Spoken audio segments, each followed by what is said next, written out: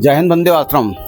दोस्तों, जैसे जैसे ये दिन बीते आ रहे हैं और ये सीजेपी का जो आंदोलन था, इसकी परत दर परत खुलती आ रही है। जैसे मेरे को पहला स्पेकुलेशन था और मैं इसका आइडिया लगा चुका था कि ये जो ना एक सीजेपी का आंदोलन नहीं है, ये एक राजनीति से प्रेरित विदेशी फंडिंग द्वारा, विदेशी ताकतों द्वारा किया गया आंदोलन है, जो कि ये बहुत समय पहले से करने की कोशिश कर रहे थे। अब जिस तरह से खबरें आ रही हैं, जिस तरह से सोशल मीडिया प्लेटफॉर्म पे और दूसरे जो सोर्सेज हैं उनसे पता चल रहा है कि इसमें प्लांट तरीके से सभी चीज़ें की जा रही हैं। इसमें यहाँ तक एक जो डॉक्यूमेंट स्क्रीनशॉट्स जो रिलीज हुए हैं और जो खुले हैं, उनके हिसाब से सारा चीज़ कैसे करना है, कहाँ जाना है, आंदोलन में कैसे एंटर करना है। अगर आपको चोट ले जाती है तो आपका इमरजेंसी नंबर होना चाहिए, आपके हाथों में कहीं बॉडी पे आपका नंबर लिखा होना चाहिए। चोट लगती है तो फर्स्ट एड कहाँ कराएंगे, किन होटलों में रुकेंगे, किन आप सोशल साइट्स पे जाएंगे, किन अगर आप किसी मुकदमे में फंस जाते हैं तो आपको किन वकीलों से संपर्क करना है। ये सब चीज़ें तय तरीके से की जा रही हैं। अब आप सोचिए कि जब ये सब चीज़ें हो रही हैं और कोई चीज़ प्लांट तरीके से हो रही है, तो कोई ये प्लांट ये आंदोलन है, ये इम्प्लांट किया गया है, देश के खिलाफ इम्प्लांट किया गया है। और ये बहुत जोर, आप देखिए, आप आज के दिन में अब नन भी और पादरी भी ये इसमें आ गए। उनको नन और पादरियों को क्या मतलब है कि ये इसको पुरुष के अंदर में आ जाए, सपोर्ट करने आ जाए नीट केस में।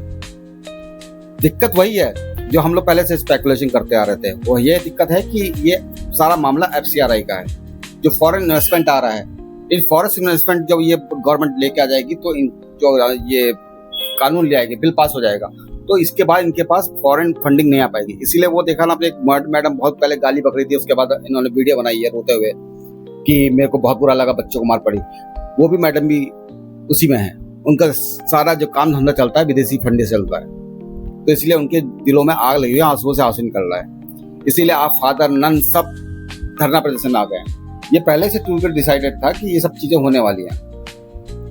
तो अभी भी क्या है, आप लोग नहीं समझ पा रहे हैं, तो ये आपकी दिक्कत है। क्योंकि ये आंदोलन एक सेमी बुस्त्रा का आंदोलन नहीं था कि ये नीट के लिए आंदोलन, जहाँ पे पादरी मिशनरीज आने लग गए हैं, क्योंकि इनका विशेष सारा फंडिंग विदेशों से आता था।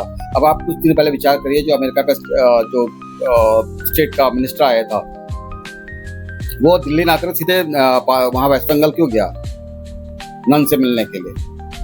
क्योंकि गवर्नमेंट FCRI पे बड़ा स्टेट फॉरवर्ड और बहुत सख्त कानून ला रही है कि आपको सब चीज बतानी पड़ेगी, पैसा स्टेट बैंक जमा करना पड़ेगा। अगर आप किसी गलत गतिविधि में पाए गए, नाजायज पाए गए, तो आपकी जितनी संपत्ति उससे सारी जब्त कर ली जाएगी। तो अब ये दिक्कत इन लोगों को होने लग गई है। इसीलिए सारा वामपंथी जो ग्रुप है, जो सिंडिकेट है, ये परेशान हो चुका है। तो इन्होंने किसी तरीके से इस आंदोलन को बड़ा करना है, उस चक्कर में लगे हुए हैं। अब आप देख लीजिए, जब सरकार ने सारी बातें मान ली, उसके बाद भी ये दीपके क्यों अटका पड़ा है कि हमें धर्मेंद्र प्रधान का इस्तीफा चाहिए।